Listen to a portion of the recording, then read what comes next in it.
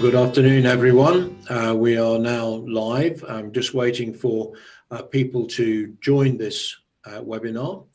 I'm delighted actually to be able to welcome both Robert Swan, who's got a tremendous story to tell us all, and Joe Little, who's going to participate later in the session and share his wonderful experiences with Robert Swan and a party of students as they travel to Antarctica.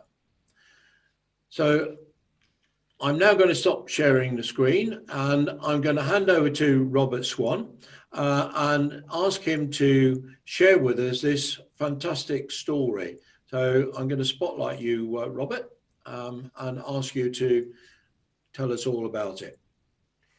Well, thank you very much to you, David, and to Joe for being on this call. It's wonderful, and I'm speaking to you this morning from an early start in the great state of California, United States of America. And I just wanted to everybody who's watching to know that this is a story about what's possible to achieve together.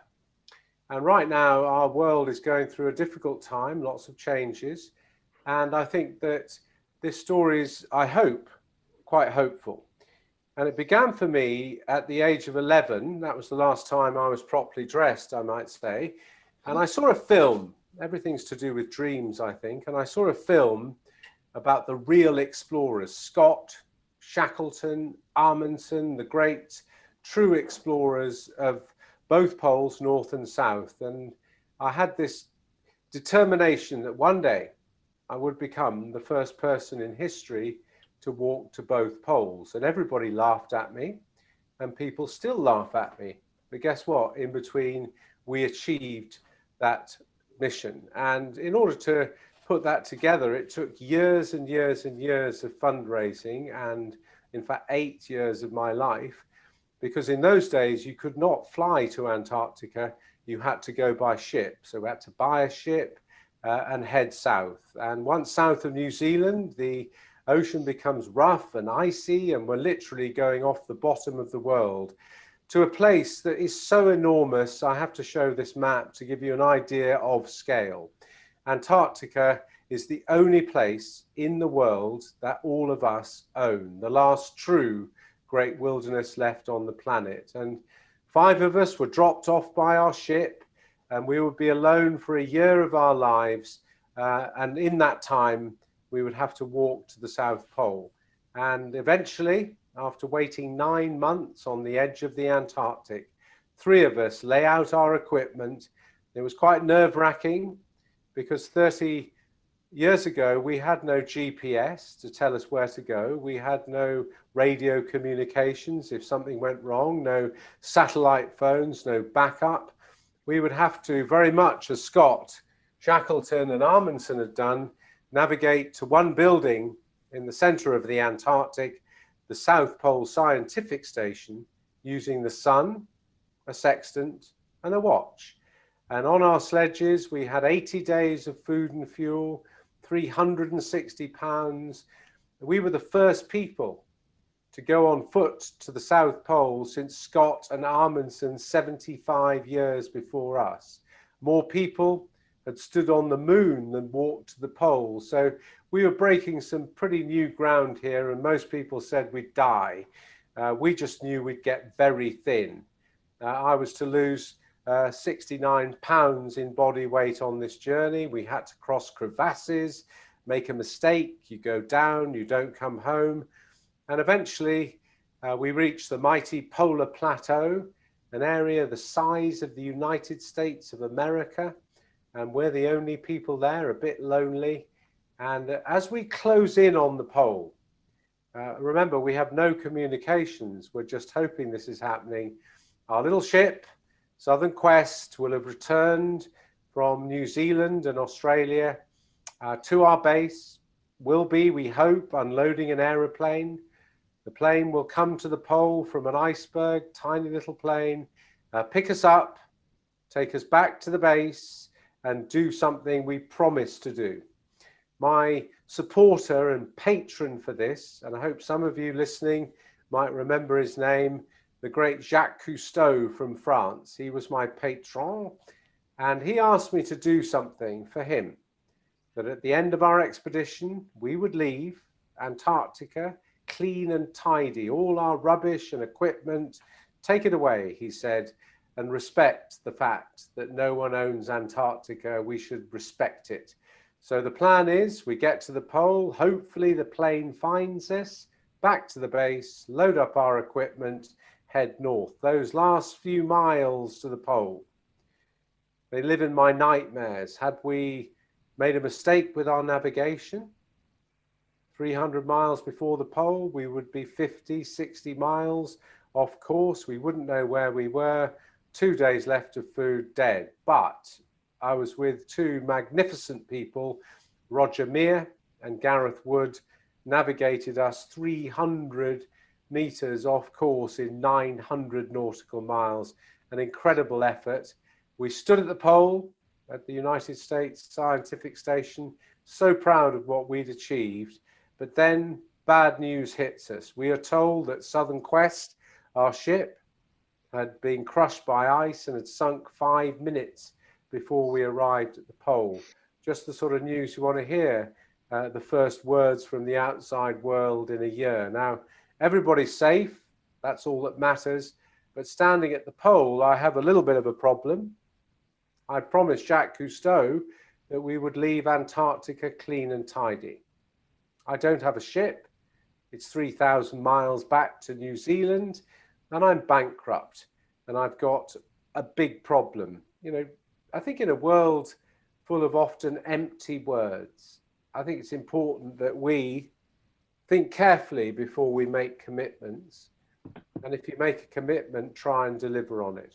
So to cut a very long story short, it would be a huge battle to deliver on our promise.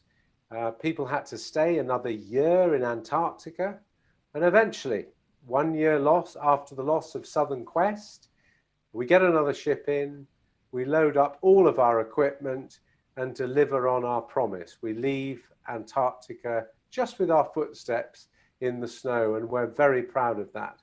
Now, something happened to me walking to the South Pole that really brought me today to speak to you all, and it hurt me. My eyes changed colour through damage in 70 days. Our faces blistered out, the skin came away, and we didn't know why this was happening to us as we walked to the South Pole. But when we got home, we were told by NASA that we'd walked under the hole in the ozone layer the month it was discovered. So the ultraviolet rays had come through the hole, kicked back from the ice, smashed us to pieces. And this started me thinking that maybe our survival as rather an ungrateful species, I often think, on this planet, maybe our survival might not be somebody else's problem. So now we head north. That was the dream, and we now head to the North Pole on foot. The North Pole is a whole different game. The ice at the South Pole is above land. The ice at the North Pole is literally a frozen ocean, the Arctic Ocean. So off we go, 700 miles now across the very rough terrain of the Arctic Ocean. Very hard physical work to the pole. We would live, 8 of us from 7 different nations in one tent above the Arctic Ocean, and we had to learn a lot about patience with each other. On the right you can see Darrell, who would be representing the United States. He would become the first American to walk to the North Pole. You can see how much he really liked Rupert's music, not much. Here's me coming in washing, naked at minus 68 degrees Celsius, a bit chilly, and any gentleman watching this will see that there's clearly nothing hanging down in the central area of this photograph. This is cold.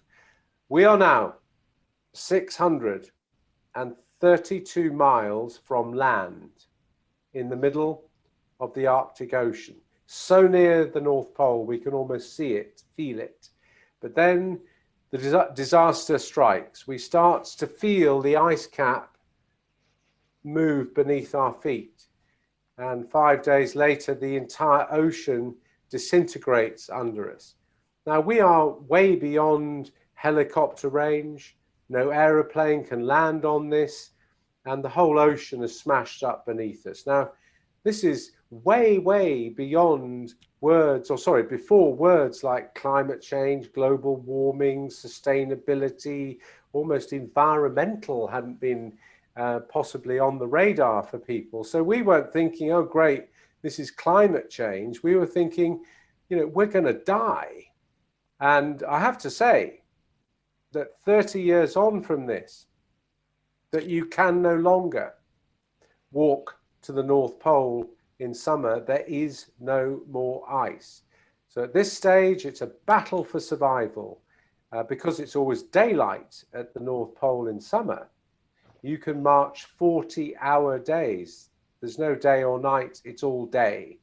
So we attack the ice. It's going to be really hard to look at this. It makes me feel quite ill. It was a very tough, hard few miles, a few weeks now to get through, and people became damaged badly. You know, we're not some Discovery Survivor series. You know, when things go wrong, we have to handle it there. And Daryl, our brave American, he loses his heel, but we fight on to the pole. And after 56 days, we had done this. Yes, I became the first person in history stupid enough, let's be honest, to walk to both poles, but we had done this. I would still be probably, knowing me as Joe knows me well, back in that warehouse talking about getting to the poles, but we had done this, and we were proud to fly the true we flag on the planet, the flag of the United Nations. Went back home and was hauled in by the great Jacques Cousteau. Some of you might recognize him now. And he gave me 30 years ago a 50-year mission. And the mission was simple, that in the year 2041, only 20 years from now, and we've been on this for 30 years already, that in the year 2041, the treaty, the moratorium, the agreement that preserves Antarctica right now as a natural reserve land for science and peace, we could be foolish enough in 2041 to push that to one side, start damaging and exploiting the only place on the planet that we all own. And I think we should leave it as a natural reserve land for science and peace. People 10,000 years from now might thank us for doing that. So in 30 years so far on the mission, we've involved a lot of young people. We've done practical missions in Antarctica. This one took 8 years, by the way, to remove 1,500 tons of twisted metal left in Antarctica by the former Soviet Union. We could only go there 3 months a year, so that's why it took 8 years to do this. We managed fantastically to get a yacht sponsored from some companies and individuals in the country of the Netherlands, which after all is a nation that will swim first if we continue on our progress on melting the ice caps of the poles. And we took down a big ship, huge excitement after 8 years on this practical mission. And it took 4 months, ladies and gentlemen, 4 months to load that ship because there's no infrastructure in the Antarctic. And inspired by my mum, who sends lots of love to you this morning, I was speaking to her just before our call today. My mum lives near Barnard Castle, County Durham. She is 105 years old, and she inspired me as a young person to recycle way before recycling was on a box in the corner of an office or home. And we recycled all of this back in the country of Uruguay, South America. And on this day, my life changed because it was so great that we'd achieved this mission, a beautiful, clean beach. The rubbish had all gone, but I suddenly thought, I can't help preserve Antarctica by being a rubbish collector. I had to start to think about business and how Why would people go to Antarctica to exploit it in 2041? Well, they'd go there possibly for energy, for resources. So on this day, I realized, hang on, if we use more clean, renewable energy in the real world, no one's going to go to Antarctica to exploit it because it won't make financial sense to do so.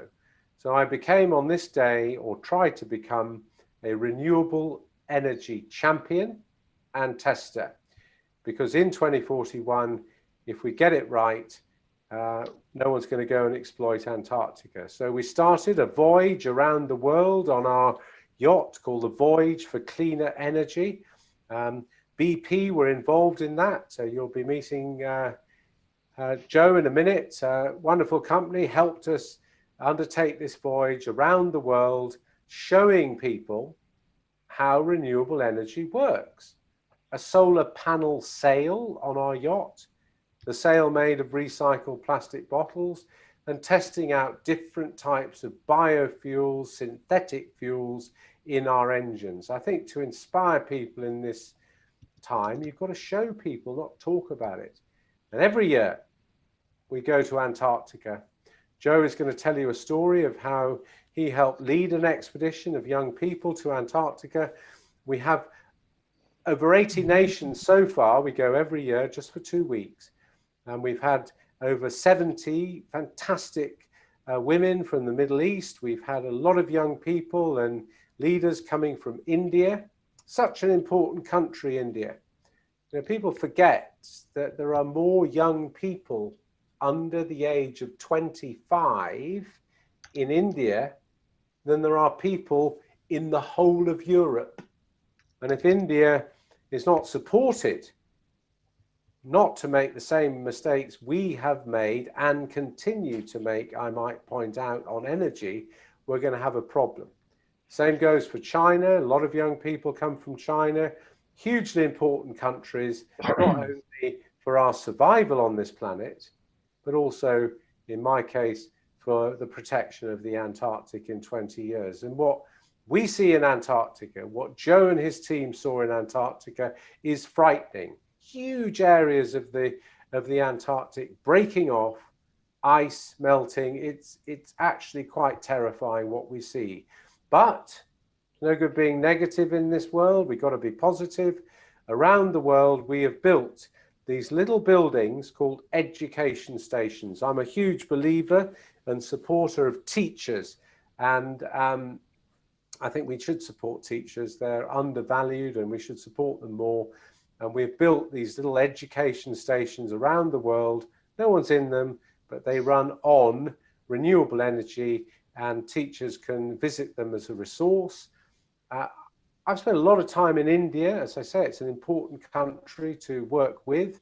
Spent most of my time there on a bicycle because I feel that was more relevant to young people there. You know, if I'd arrived in some limousine in a white suit, maybe the young Indian students wouldn't have taken me so seriously. But arriving on a bike, they'll never forget that. So nor will I, actually. It was dangerous stuff. Went up into the high into the Himalayas and saw where the source of a river, the Ganges River, provides 500 million people with water. Simple fact. And this glacier is melting fast. Ever been thirsty? I'd rather not get to that one, but in the Himalayas, we've built a small education station. All that we do is very small, but we try. And that education station services lots of schools, and teachers can come into it, communicate with the rest of the world. Every year we go up into the Himalayas and take solar lights to places that have never had electricity. To this monastery, this young man didn't like me much, because he had to do homework now after 6 o'clock at night because he's got a solar lamp. And you know, all of us need to do are small things. You know, lots of small things together make a difference. About 4 years ago, NASA, who I really respect, NASA, they're a fantastic organization, and they hauled me in and said, Rob, Antarctica is melting, areas of it are melting much faster than we thought they would. So can you do something to help? And I said, yeah, this is quite serious. The huge areas of ice breaking off, as you all know, melt an ice sheet that's floating on the surface of the Antarctic Ocean. That doesn't make any difference to sea level. But ice coming from land faster into the ocean, because the ice sheet is no longer there, that ice from land will raise sea level. And that might not matter to us, because we can build a wall in London, we can build a wall here in California, New York, Chicago, all around the world. But what about these families in the Maldives who have to move house, not because they did anything, because of what we've done?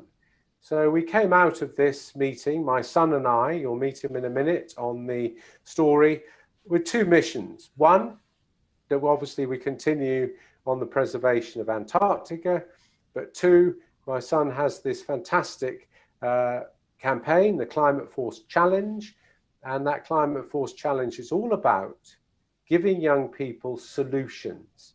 Ladies and gentlemen, listening to our story, young people have every right to be angry about the state of the planet that we have left them, my generation and the generations before us. They have a right to be angry. But being angry, as we all know, doesn't really get you anywhere. So my son Barney is trying to lasso that passion of young people, but also to engage people on convenient, easy solutions. Click of a mouse, make a difference. So I thought this all sounded great until my son said, right, Dad, you've got to come and walk to the South Pole again.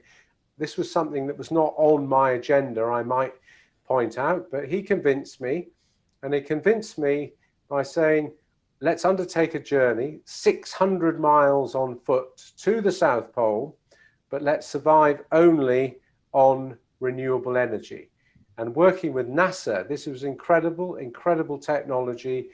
We developed these ice melters where you fill them up with ice and snow, and by solar only, 6 hours later, you've got hot water. One day they'll use this technology on Mars. Think about that. And off we went to the South Pole, father and son together, two other team members with us. This was great because it's so important that generations join together. You can't have people of my generation doing this and young people doing this. We're in a survival situation on Earth. Therefore, we must join together and work together. So father and son, this was great, but sadly, it became very painful, and I started dropping behind. Why? Because my left hip had disintegrated as I was walking, became very painful. I couldn't sleep. So sadly, after 300 miles out of 600, I have to go back to base. Huge moment of disappointment, huge moment of feeling like I'd failed, but my son would carry on. Brave young man at 23 with two companions. He would forge on the last 300 miles to the pole, and unfortunately on the way he lost a bit of his toe, but it was worth it. And I managed to fly in to the pole to celebrate his moment. You know, it's time for my generation to hand over all our enthusiasm, all our knowledge to young people. It's baton handing over time, and this was a great moment. Barney had, with his two companions, successfully made the first expedition to any pole surviving on renewable energy. However, as Joe will tell you, I'm not somebody to back down, and I thought, I'm not going to look at a map the rest of my life with 300 miles to go. So got a new hip installed, and at the beginning of 2020, last year, went back to exactly where I had to fly out from Barney and the expedition the year before. And this time I had the A team. I wanted to have every chance of success. So I asked, and very kindly they agreed to have the two top polar explorers in the world, Johanna and Katinka from Norway and Sweden. They would lead me and our brilliant cameraman, who Joe knows, Kyle from Norway, and off we went. This time we were testing out all kinds of different types of fuels, even had fuel, jet fuel, made from the carbon and dirt that we put into our atmosphere. And this was so exciting to finish the job after all the years of trying. And actually, I have to say, I quite enjoyed this, which was a first for me to actually enjoy walking to the pole.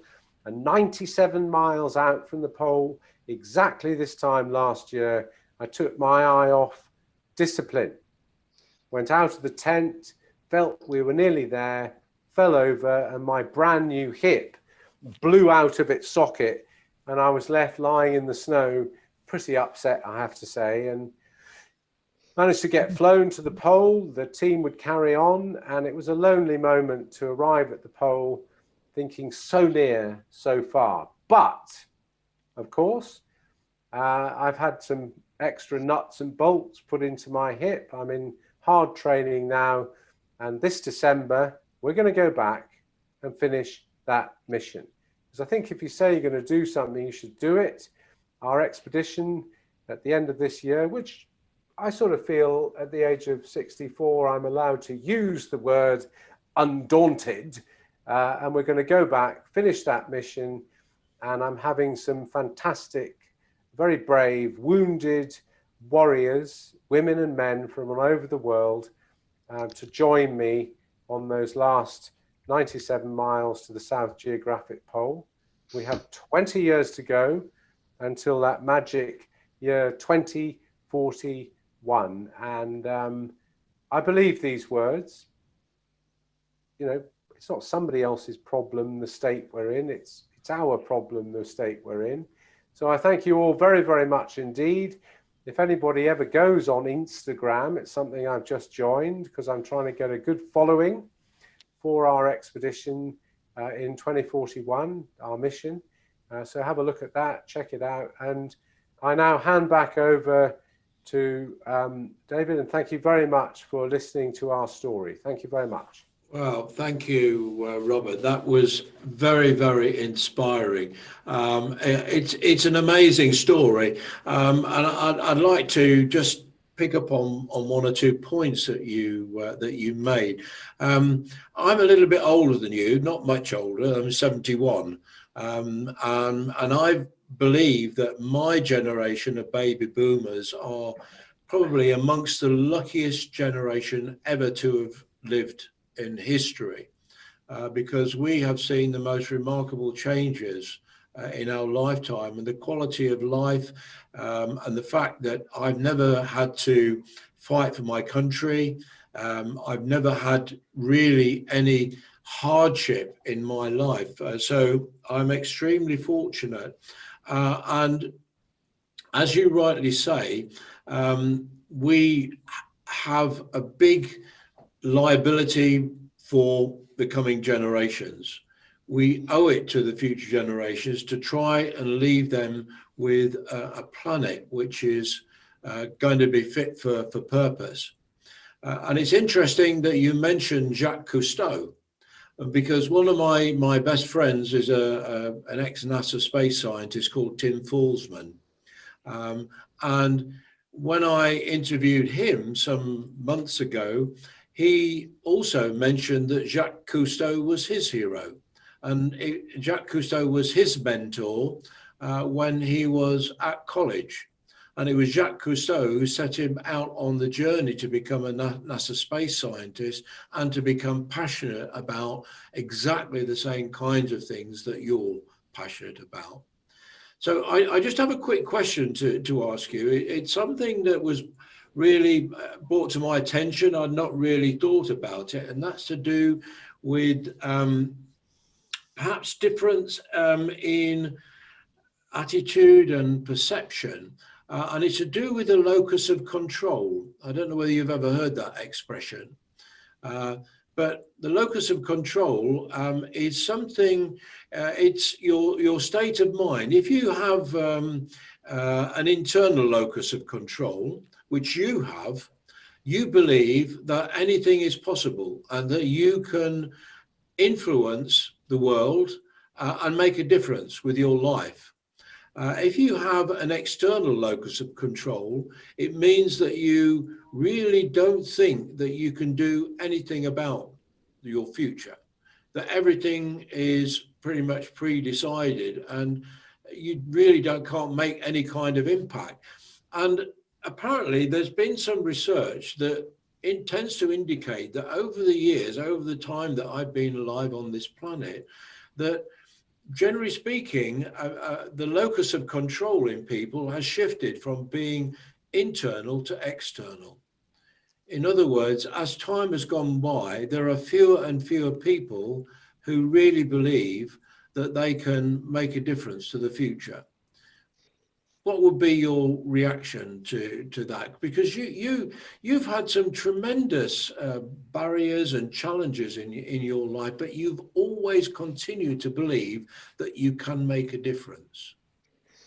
Well, I think that's it's actually a lot to do with what we have brought into our world. I think that it's extremely hard for young people today to feel they can make really any difference. And I think Joe's going to talk about that with his expedition. But, you know, it's because of this. It's because we bombard young people with all this stuff coming in from all kinds of different angles. And a lot of it is extremely negative. So if one is living in a negative world, it's not surprising that people believe they can't actually make a difference because it seems impossible for them to see that happening. And I think it's very important that my generation, our generation, actually realizes that we're bombarding, we're being negative. And I think that as Jacques Cousteau did for me and your NASA scientist friend, it's very important that we have and we're able to share the fact that you can make a difference. And I think that making a difference often might be very small, but as I said in my little presentation, lots of small things together can make a difference. But I think that lack in the present generation of feeling that they can make a difference is not their fault. It's our fault for people making billions and billions of dollars out of this, and it's just bombarded them. And I'm not surprised they feel they can't really do much. It's a very tricky time for young people. It is a very tricky time. And last week I interviewed a friend of mine who'd driven across Siberia in a 1937 Austin 7. And that was one of the reflections, if you're holding your mobile phone up, really triggers the thought to me, is that one of the attractions of the Austin 7 was that it was something that could be fixed by the man in the street. If something goes wrong with it, you can take the bonnet up, you can do something about it. If something goes wrong with this, you can't really do anything about it. And so more and more in our life, we are using technology and things that we can't get under the hood and do anything about it. And so that maybe affects our mentality. Joe, moving on to you, how did you actually come across Robert? So what's the story behind BP's involvement and how you come into the story? So I'll come into the story around 2008. Rob had met a lovely lady called Viv Cox, who was the head of BP's alternative energy at BP in 2008, and successfully persuaded her to take one of the trips down to Antarctica, one of his international Antarctic expedition trips to educate.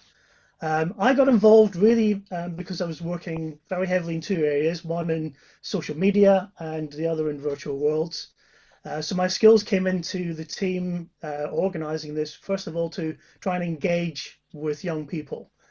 We decided that we really wanted to get 50 young climate change activists on the trip We wanted to make this trip important to them and to get the right people on there. So I got engaged, first of all, in actually making this trip exciting and getting the right 50 people involved. And then Rob actually threw my other skill into the arena. We found ourselves 8 weeks away from, actually 10 weeks away from the actual trip itself, and we'd made huge plans for a whole lecture series on board ship with some of the best professors and scientists in climate change coming on board to educate. And Rob pointed out that actually that's probably the worst thing we could do, because we'd either be fighting seasickness or we'd be in such awe of Antarctica that we wouldn't pay attention. So I was challenged with pulling together a virtual world at 4 weeks' notice, which was in the Protosphere platform. And David, you know that all very, very well, having lived in that area. And we managed to run a 7-week lecture series of orientation, of education on alternative energy and climate change. But more importantly, before we even hit Ushuaia, we had 50 individuals who already met each other. They already had friends. They already had colleagues. They already had a gang who were going to make a difference. So they were hitting the ground running when we got to Ushuaia. So yeah, having set this up, and actually we were only about 2 days into using the virtual world, and I got the biggest surprise of my life, my 45th birthday, an invitation to join the trip, which I had no idea was coming. None at all. I didn't even realize it was longlisted. I was just doing what I thought was best by the company and by way of this project, and then find myself having to explain to my wife and 2 babies that I was going to be disappearing for a few weeks. But I got onto this wonderful trip. I wanted to make sure that I was there for a reason. So I think there's one of the photographs you'll come up to shortly. I was loaned a satellite phone by a company called Thales. And we set about a plan to try and make this trip as immersive for those who were following it as we possibly could. We didn't want social media on the trip. Rob's adamant about that. You experience Antarctica, you don't take selfies and post it onto Facebook whilst you're there. You experience it and tell everyone when you get back. But we wanted to actually help to tell the story of the trip. So I had 7 fabulous human beings who wrote for me every day, a blog, which I then sent through on the ship's satellite. And we took loads of photographs, which I then used the sat phone to try and send every day. And as Rob will tell you, I missed most of the trip trying to get the bloody thing connected. But yeah, we managed to tell just an amazing story of this trip with 50 individuals that I will have never really forgotten and continue to stay connected with. It'd be worth it telling you what the experience is like for anyone. First of all, the story that Rob's just told you is just the edited highlights of his journey. It is an amazing story, and if you're not going to see one of Rob's presentations, buy his book. It tells you really the inspiration and some of the really sort of amazing things that he's achieved to get there and during his trips. He tells you that story. So as you're going through Drake Passage, you basically get that story, and our trip through Drake Passage couldn't be much worse. We hit an enormous storm. We had to heave to right in the middle of Drake's Passage for, I think it was about 20 hours, with these massive waves flying over. Well, we've got some pictures. So we've got some pictures, Joe. So can I just run through that, because we come very quickly to the bit you're just talking about. This is me in my sat phone gear, and it's about the only photograph of me in this trip. Can I also give a plug for your book, because this is a fantastic book, not only for the story that it tells, and actually the writing in it is absolutely superb. There are some tremendous images, and it's hugely inspiring. So was this a picture of Robert with his bike, or? Yeah, that's actually Robert just before we were leaving. So I mean, I should tell you what the book is. I mean, basically the book is the photographs of all the people on the trip, their best ones compiled in a journey. Can you stay on this one just a second, David? compiled on the journey. And by this time, I mean, the cameras were just superb, and we had the best lighting most days to take images of Antarctica. But I really wanted to capture the thoughts and feelings of the people who were on the trip. So I used the blog postings really just to try and give people a sense of what people were going through on this trip. The anticipation, the nerves, right the way through to being absolute awe of this continent. And it is an amazing continent. But the word I use is seductive. It is dangerous. You find yourself not wanting to leave. I certainly did. I had two babies back home, and I found myself on that very last day not wanting to go, and plenty of other people who were ready to basically to take over the ship and turn it around. We really did not want to leave the place. It's so gorgeous. The images, as you go through them, there are plenty of the wildlife there, and I can't really sort of underline, the wildlife is absolutely teeming in the trip that you go on. We actually had a whale breach literally 10 meters away from one of the ribs on day one, which was thrilling in itself. But what this book really sort of served for the group that were there was a reminder of their commitment. They went there, and we all basically committed that we wouldn't just take this as a trip that was a fun little jolly. This was something which was going to change our lives. We were going to make a difference. We were going to protect Antarctica. We were going to make sure that treaty doesn't go through, and we go on and make a difference in our lives. And I'm pleased to say that, you know, if I went through, and I have done recently with Rob, the individuals from that trip, you have individuals who've gone on to make a huge dent in the world. We had individuals who joined Obama's administration as environmental experts. We had a very young individual who represented the Maldives at COP in Copenhagen. These are people who have really gone on and changed their lives to make a difference here. Not just take this, not be a weary willy about how terrible climate change is, but actually find ways in which they can make a difference. And how did you select the people that went with on this trip? How did you find them, Joe? We had basically a competition. So we asked them to write 2 essays. First of all, what they had done themselves on climate change and what they would do had they gone on this trip, and then basically submit a video. So we had, this was not an age when you submitted videos as an interview. We asked them to submit a video. So we got to see their personality before choosing them for the trip. So I have to say I was in the selection part of that, where we looked at some of the people who were on the edge, some that we decided no, and some that we decided yes. And the creativity for a start off was amazing. These were not individuals who were going to sit on a ship quietly and do nothing. They were to come and do something. Yeah. Well, I think if I can just say something at this moment, Joe, thanks. You know, what people probably don't understand about what Joe did is that this is 2009.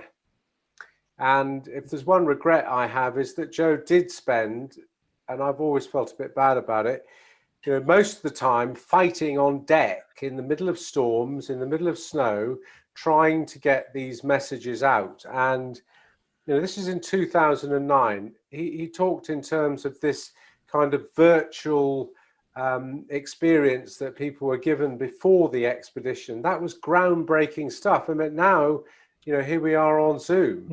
But then this was a major catastrophe technically to get that job done, and Joe's commitment to it. And Joe, you know, it's extraordinary, as you said. I was on the phone yesterday with Maiken, that wonderful girl from Denmark, and she helped found one of the biggest sustainability running shoe companies on the planet, called On Running.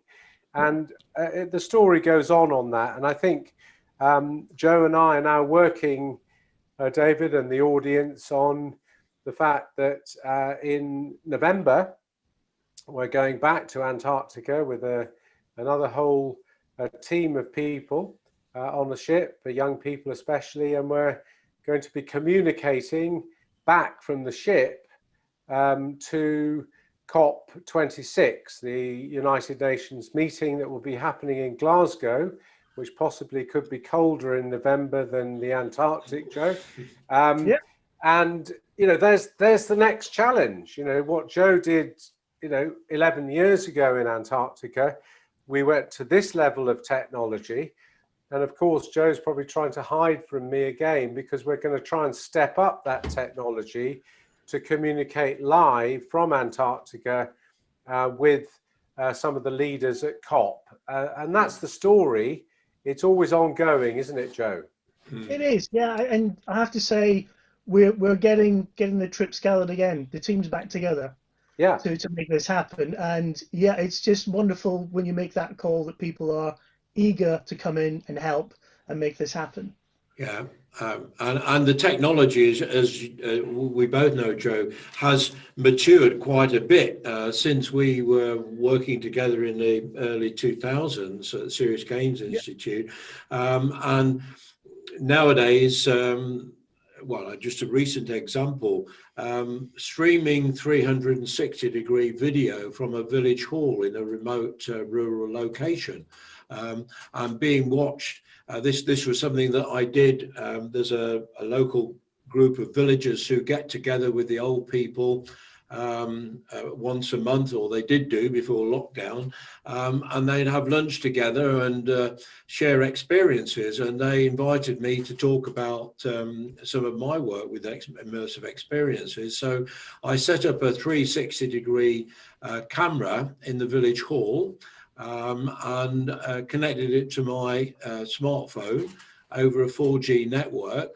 Wow. And I said to them, you know, just imagine how many of you have got family who live overseas, and a few of them put their hands up. And I said, God, just think how wonderful it would be if they could have the experience of being here in the village hall with you and looking round and seeing how you're enjoying it. And they all sort of kind of murmured. And I said, well, that's what we're doing now. We're streaming 360 degrees. And at the time that I was streaming from this little village hall in a place called Grafton Regis, which was a favourite of Henry VIII when he was with Anne Boleyn, there was people watching us in Brazil and in Thailand and Lithuania live. And so this is not technology that costs a huge amount of money.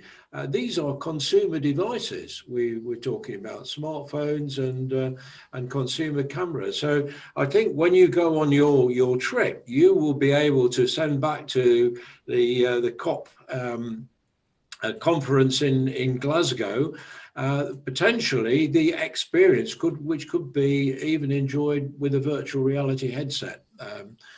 By that time, just using affordable technology, not a big thing. So that's one great thing, and I'm a great believer, as you both are, in having the experience rather than talking about it. It's very easy to talk about it and sit on your backside, but if you don't try and you're not willing to make mistakes, you'll never learn, and you never will make a difference. So yeah. Well, Robert, you're going back again in January. You're really a stickler for you're a stickler for punishment, aren't you? But I'm just almost incredulous at how you've overcome not just physical barriers, your health, but also a ship going down and bankruptcy and all these things, For any young people that are listening, either this live or recorded version of it, if you really want to do something, if you really believe you can do it, you can do it. And it's people like Robert and Joe that help to act as catalysts that make us believe in ourselves to do this possible. Sorry, Joe, I interrupted your story. Not at all.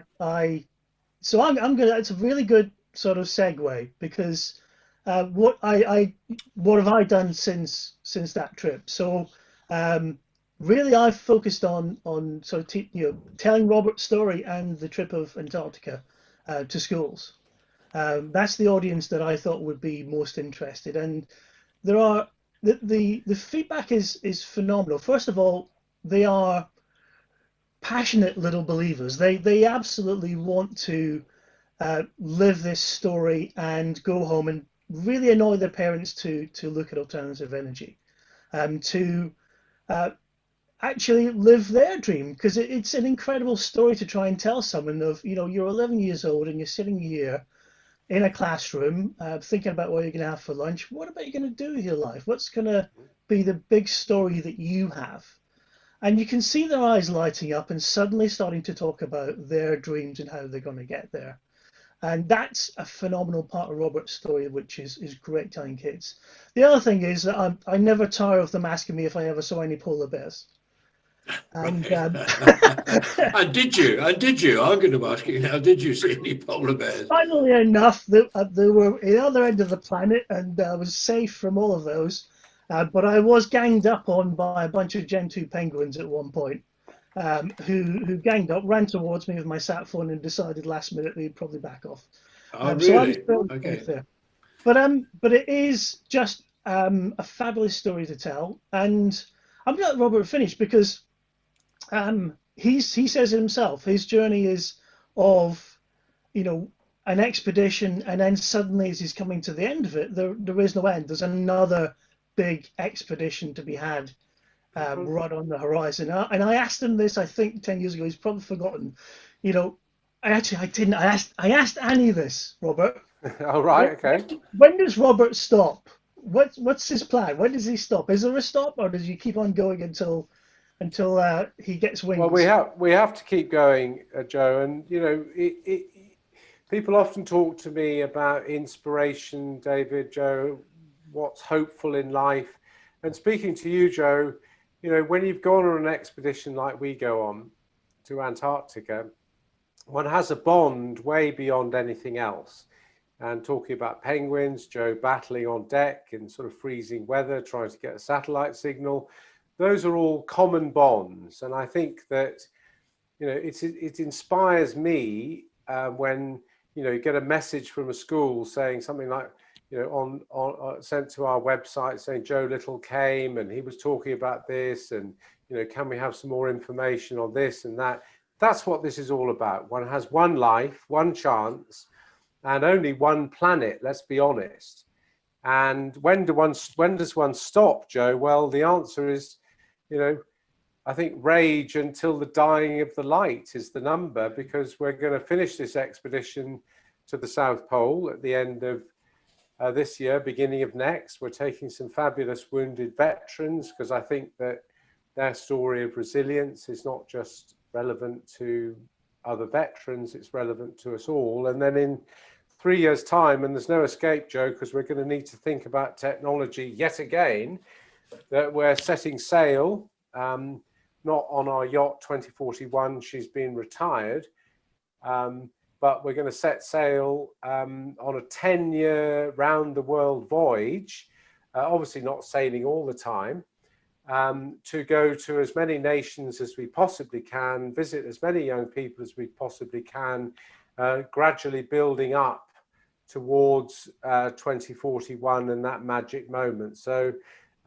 possibly in 2041 it might be time for a holiday, but I think, to answer your question, David, when you walk to both poles, anything is better than doing that. So you keep going, and if anybody's interested in what we do, I hope, David, you'll be able to put 2041foundation.org, our little shows what we're doing, and I'm just delighted to have been part of things today. And hopefully, Joe, there's no rest.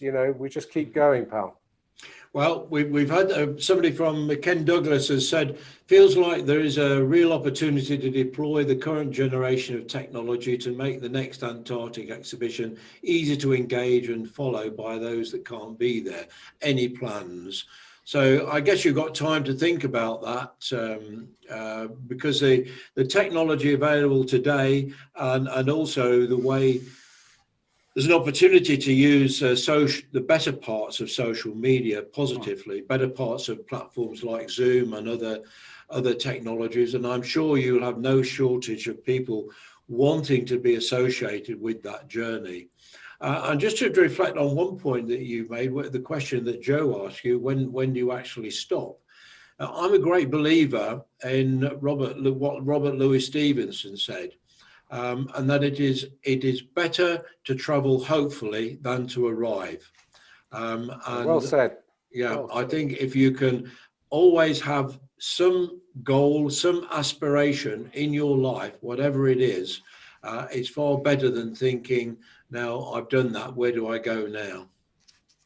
Well, it's wonderful. And I think that I'm going to say goodbye to everybody now, because I've got to carry on. It's only morning time here in sunny California, just to say sunny, to keep you all happy back in the UK. Yeah. And thank you very much, David. And Joe, you know, we're going to forge on hard to get that COP26, because I think a message from Antarctica direct to our leaders is going to be, you know, a really positive thing. And you know, anybody who's interested in our expedition in November, please get in contact. And David, thanks to you for hosting Joe and I today. But as I always say in life, this is not the end, it's the beginning. So I want to thank you all so much. Take care of yourselves. And this is Rob Swan from California, going clear. Thank you very much indeed. Thank you very much, Rob, and thank you very much to you, Joe. Have you got any last message that you want to make, Joe, before we finish this webinar? Yeah, Rob obviously had to go on to something else. So these journeys to Antarctica are Rob's going to continue doing them. So if you're a part of a company who would like to send someone to Antarctica, I'd urge you to go to 2041 Foundation. Those trips are phenomenal, like I mentioned. They're great leadership training opportunities as well. So leadership on the edge being the theme of a lot of those trips. So if you are looking for the best leadership training you could possibly have, then that's also a great option for you. And that voyage around the world, I know some people are online who are keen sailors. Why not get involved? If it's not for the whole trip, why not get involved locally in making that happen and making it a really exciting and worthwhile trip? I think we've got some great opportunities, and I can see some sort of synergy with an initiative that another friend of mine had some years ago. It's called Global Learn Day. Yeah. A friend of mine called John Hibbs, he set up his own initiative to have every year a 24-hour journey around the globe, a virtual journey around the globe. So the idea was that imagine this virtual ship sailing around the planet, and in every time zone there would be a broadcast from that time zone with people involved in using technology for education. And he had people like Kofi Annan as one of his speakers, and this is going back 20 years now. So we can have a physical round the world journey accompanied by all the power of virtual technologies that we can muster. And I'm just delighted to have spent this last hour with Robert and yourself, Joe, and I wish you the very best of luck. Thank you. I will be posting the recording, and I'll make sure that we include any links so that people know how to get into touch with you and Robert to want to be part of this latest adventure.